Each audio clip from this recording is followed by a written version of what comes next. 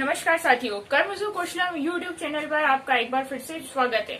तो आज हम प्रश्नोपनिषद के विषय में चर्चा कर रहे हैं। तो इसके पहले हमने प्रथम प्रश्न और द्वितीय प्रश्न की चर्चा करी थी, जो कि कबंधी मुनि ने और भार्गव ऋषि ने पूछे थे। आज हम करेंगे तृतीय प्रश्न की चर्चा। तो तृतीय प्रश्न जो है वो पूछा है आश्वलायन ऋषि ने।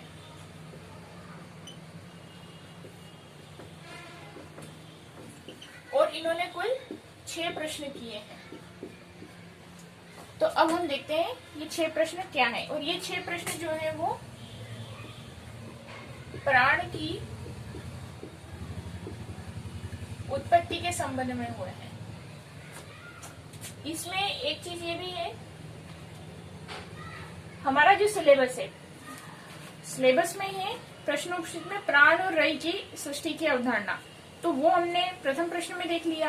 अब जो पंच प्राण है, ये जो पंच प्राण है वो इसी प्रश्नोपनिषद का ही हिस्सा, प्रश्नोपनिषद के तृतीय प्रश्न का ही हिस्सा है। तो ये आप जरूर देखें, इसमें 5 प्राण के बारे में चर्चा की जाएगी। तो पहले 6 प्रश्न है, क्रमवार सारे प्रश्न देखते हैं। तो सबसे पहला प्रश्न है प्राण कैसे उत्पन्न होता है। तो सिंपल सी बात है, प्राण किससे उत्पन्न होगा? परब्रह्म परमात्मा से। तो परमात्मा। दूसरा प्रश्न है प्राण मनुष्य शरीर में कैसे प्रवेश करता है।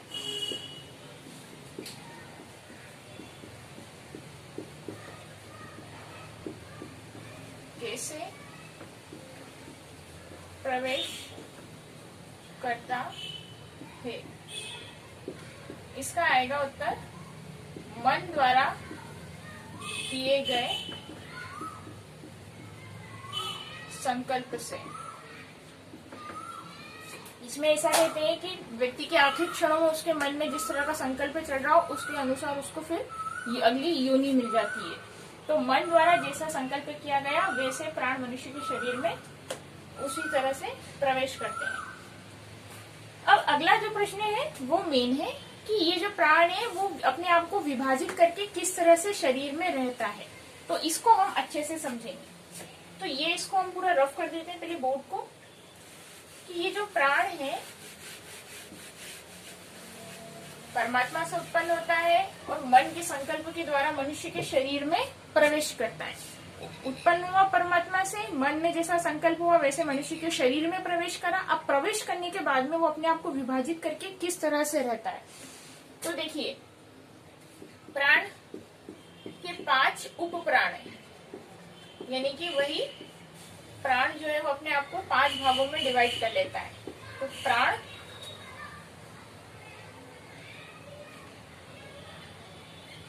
और फिर करेंगे अपन समान, अपान, उदान और व्यान। जो प्राण है वो फिर वो शरीर में कहाँ रहता है और उसके क्या कार्य है, स्थान और कार्य। अब आप इसको जरूर से देखें। प्राण कहाँ पर रहता है? नासिका से हृदय तक। नासिका से हृदय तक। तो नासिका से हृदय तक इसका काम क्या हो गया? देखना, सुनना और मुंह के अन्य कार्य। उसके बाद में आया समान। समान का शरीर में स्थान है, ये नासिका से हृदय तक, ये हृदय से नाभि तक। तो इसका कार्य है अन्न को पचाना और पचे हुए अन्न का रस, रक्त बनाना। अब तीसरा है अपान। इसका स्थान है नाभि से पैर तक। इसका कार्य क्या है? मल, मूत्र, रज, वीर्य, गर्भ को बाहर करना। अब बात करते हैं हम उदान की।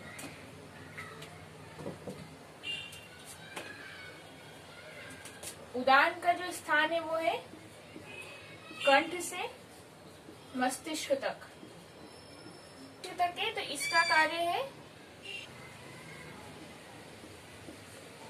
शब्दों का उच्चारण, वमन और कर्मों के अनुसार योनि में ले जाना। इसको आप देख लें, मैं रिपीट कर देती हूँ। उदान वायु का कार्य स्थान क्या है? कंठ से मस्तिष्क तक। ये अभी हम देख रहे हैं प्रश्न नंबर 3। अगला जो प्रश्न नंबर 4 आएगा वो इसी से संबंधित रहेगा। उदान वायु का स्थान कंठ से मस्तिष्क तक है। इसका कार्य शब्दों का उच्चारण, वमन और अंत में कर्मों के अनुसार योनि में ले जाना। अब व्यान जो है वो सर्वत्र व्याप्त है, पूरे शरीर में रहता है और इसका कार्य मैं यही लिख देता हूं। इसका कार्य है, अब ये चूंकि पूरे शरीर में रहता है तो 72 करोड़ नाड़ियों में प्राण व रक्त का संचार। आप इसको ढंग से समझ लें, मिक्स नहीं हो रहा है वैसे तो।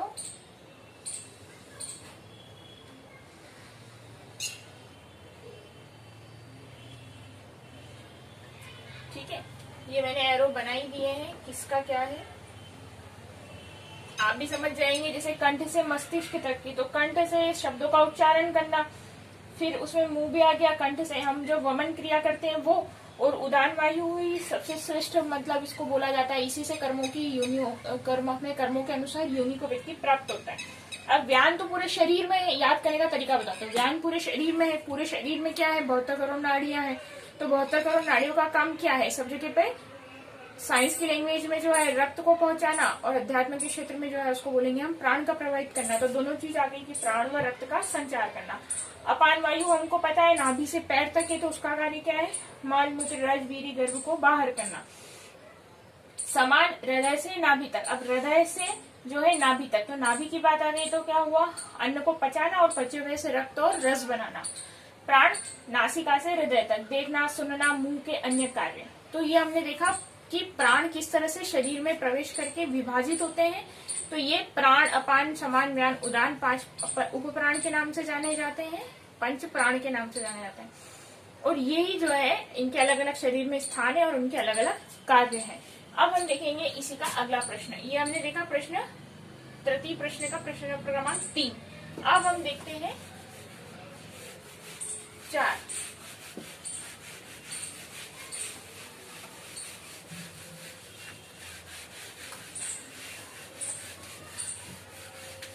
अगला जो प्रश्न है, प्रश्न क्रमांक 4, वो ये है कि प्राण एक शरीर से निकल के, इसको मैं लिखते नहीं हूँ, प्राण एक शरीर से निकल के दूसरे शरीर में कैसे जाता है, किस तरह से जाता है? प्राण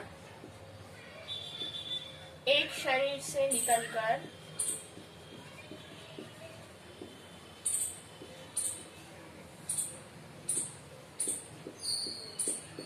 दूसरे शरीर में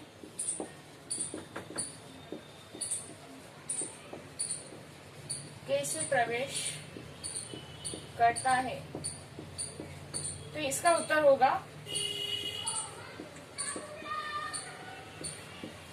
उदान वायु से।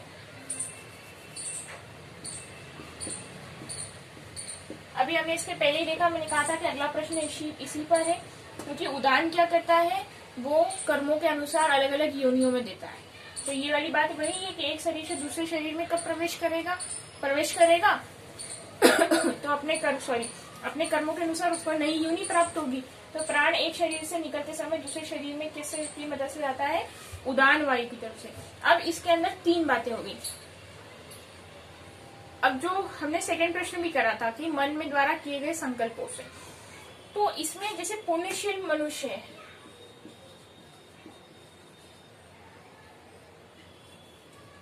पुण्यशील मनुष्य को कहाँ लेकर के जाएगा? ये देवता, स्वर्ग आदि लोकों में, ठीक है। पापी मनुष्यों को शुकर, कुकर आदि घोर नरकों में, और जो बैलेंस्ड है, पाप पुण्य मिश्रित वाले,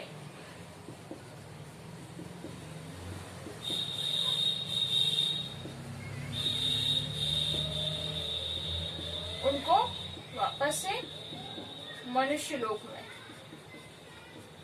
ठीक है। जो पाप पुण्य मिश्रित मनुष्य हैं, उनको वापस से मनुष्य लोक में।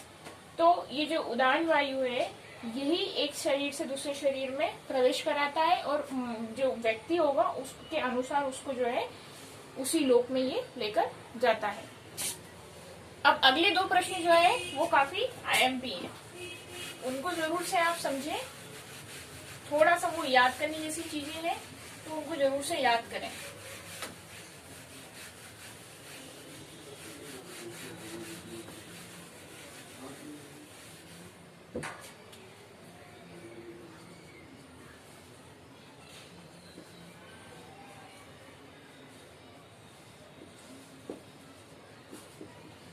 जो ये पंच प्राण है,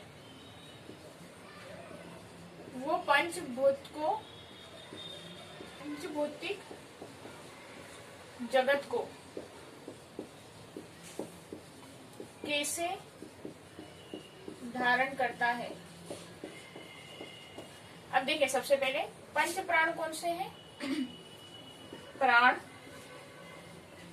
समान, अपान, व्यान, उदान।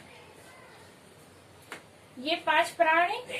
ये हर प्राण कौन से पंचभूत में से किसको जो है धारण करता है, ये चीज हमको समझनी है, और ये परीक्षा में डेफिनेट आती है।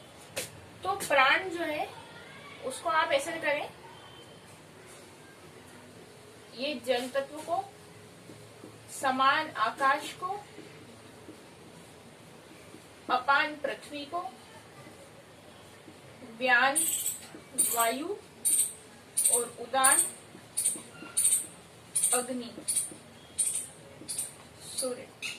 अब आप कहेंगे कि ये क्या है? इसको आप जरूर से एक काम करें, रट ही लें, पक्के से याद कर लें। इसको समझना भी चाहे तो समझ सकते हैं। उदान को अपन ऐसे याद कर लेते हैं कि उदान यानी कि उसको अपन समझ लेते हैं, ये कुछ ट्रिक बता रहे हो, इसका इससे वास्तव में कोई लेन देन नहीं है। याद कैसे करें उस पर चर्चा कर रहे हैं हम। उदान से हम ले लेते हैं उदर। उदर यानी कि पेट, पेट में क्या होता है? अग्नि तत्व, तो इससे ये याद कर लें।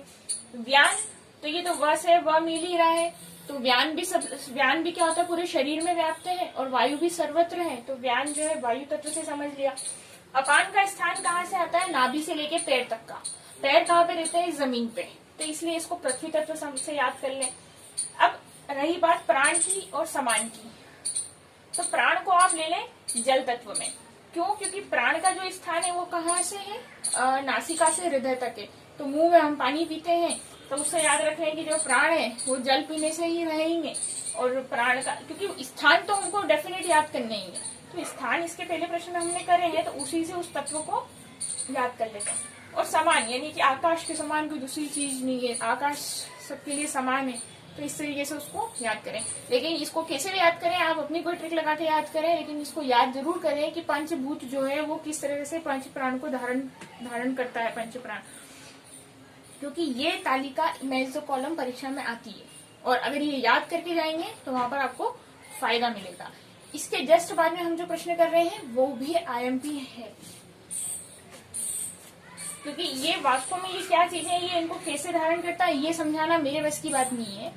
इसलिए जो परीक्षा की उपयोगी दृष्टि से है वो मैंने इस तालिका को बनाया, लेकिन इसको समझना और फिर इसको समझाना अनुभव करके किया जा सकता है, जो कि वो मेरे लिए मैं सक्षम नहीं हूँ उसमें।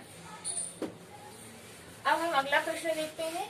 जैसे हमने ये देखा कि पंच प्राण पंचभूत को कैसे धारण करते हैं, वैसे ही हम देखेंगे जो 5 हमारी इंद्रियां हैं, ज्ञानेंद्रियां हैं, वो पंच प्राण को कैसे धारण करती हैं। जो हमारा कुल 6 प्रश्न पूछे आशुलायन ऋषि ने, उसका जो अंतिम प्रश्न है, प्रश्न क्रमांक 6। अभी इसके पहले हमने देखा पंच भौतिक जगत को कैसे धारण करता है, और अब आएगा कि ये जो पंच प्राण है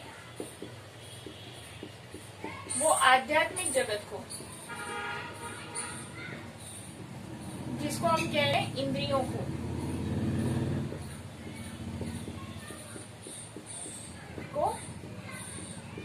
कैसे धारण करके रखा है, करता है।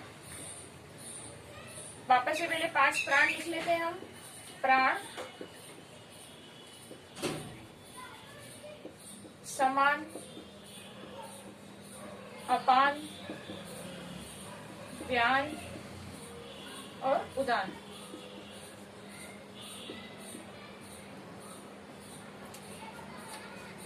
अब इनका ये किस किस इंद्रियों में क्या क्या है उस हिसाब से देखते हैं।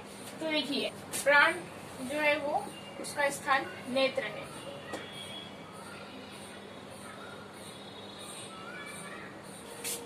समान का स्थान श्रोत्र यानी कि कान इंद्रिय। अपान का स्थान उपस्थ,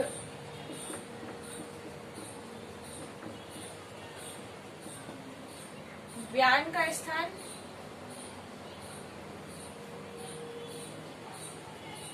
त्वचा,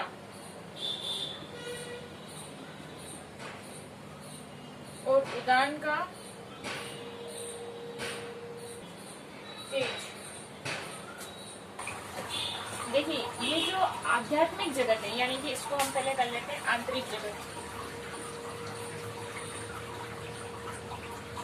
यानी कि ये इंद्रिया प्राणों 5 प्राणों से किस प्रकार से संबंधित है। इसके पहले हमने देखा था पंचभूत, उसमें जो प्राण का संबंध जल से बताया है मैंने, उसको ऑप्शन को देख करके थोड़ा करेक्ट कर लीजिएगा।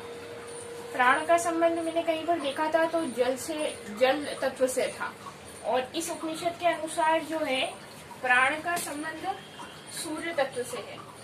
बाह्य जगत का जो सूर्य है वो इसको बाह्य जगत में सूर्य इसको धारण करता है, और सूर्य ही जो है वो क्या है, चीजों को प्रकाशित करता है। तो उसका संबंध किससे हो गया, नेत्र इंद्रिय से हो गया।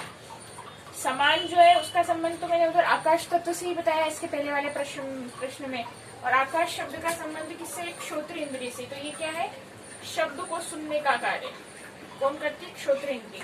बाकी सबका सब ठीक है, लेकिन प्राण का जो है वो कहीं पर जल तत्व से भी लिखा हुआ आ रहा है, और कहीं पर सूर्य तत्व भी, बाह्य स्वरूप जो है वो सूर्य तत्व भी लिखा आ रहा है।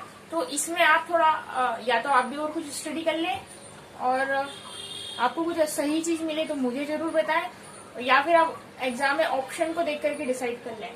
लेकिन प्रश्नोपनिषद जो है वो ये कहता है कि प्राण का संबंध जो है वो सूर्य तत्व से है। फिर आप कहेंगे कि उदान का भी तो संबंध उसी से है, सूर्य अग्नि तत्व से। तो हाँ, उदान का भी संबंध जो है वो सूर्य और अग्नि तत्व से ही है, क्योंकि सूर्य और अग्नि तत्व की मिक्स से ही उदान तत्व में शरीर में उष्णता बनी रहती है, तेज बना रहता है। जब उदान वायु बाहर निकल जाती है, यानी कि शरीर से जब तेज बाहर निकल जाता है, तब शरीर फिर गर्म नहीं होता है। बोलते हैं ना, मरने के बाद में शरीर ठंडा पड़ जाता है, क्योंकि उदान वायु जो है वो अग्नि उष्ण तत्व का उष्णत्व का है, वो अग्नि और सूर्य का मिक्स है। तो इसलिए जब उदान वायु शरीर से बाहर निकल जाती है तो शरीर फिर गर्म नहीं बना रहता है। तो अब आप कहेंगे कि उदान वायु का भी जो मतलब है सूर्य और अग्नि से है, और जो प्राण है वो भी, उसका बाह्य जगत बाह्य स्वरूप भी सूर्य से है, जिसी से नेत्र इंद्रिय कार्य करती है। तो प्राण और उदान, इन दोनों का सूर्य और अग्नि, अभी मैं आपको प्रश्नोपनिषद के अनुसार बता रहा हूँ। वहां पर अगर आपको ऑप्शन में जल तत्व भी मिलता है, और जो भी कंक्लूजन आप एट ए टाइम जो भी हो ऑप्शन में, उसके अनुसार अगर मैच कॉलम इस तरह से मैच हो रहे हो तो प्राण को आप जल तत्व से भी जो है जमा सकते हैं। बाकी किसी में कोई दिक्कत नहीं है। अपान का मैंने बताया, वो पृथ्वी तत्व को पृथ्वी देवता को धारण किए हुए है, तो पृथ्वी देवता उनका कार्य उपस्थ और ये इसका। अब ज्ञान जो है वो पूरे सर्वत्र शरीर में व्याप्त है। इनका देवता कौन है? वायु देवता। वायु क्या होती है? स्पर्श होती है, जो हम अभी बाद में तन्मात्राएं भी पढ़ेंगे। तो स्पर्श का संबंध किससे हुआ? त्वचा इंद्रिय से। जो रस रूप गंध पढ़ेंगे हम। शब्द तो हमने देख लिया, स्पर्श भी देख लिया। अब उदाहरण वायु का संबंध वही मैंने अभी आपको बताया, सूर्य और अग्नि तत्व के मिश्रण से, तेज तत्व जो है। और तो ठीक है, अब इसको आप थोड़ा सा समझे। प्रश्न आप भी एक चीज समझेंगे कि एक ही चीज शास्त्र में कहीं कहीं और भी तरह से लिखी गई है, जिसको समझना न तो मेरे बस की बात है और न समझाना। तो जो है हम इसके केवल शब्दावली पे ध्यान दे रहे हैं, इनके अर्थ तो नहीं समझ रहे हैं। तो जैसा है आप क्वेश्चन को देख करके डिसाइड करें। Thank you.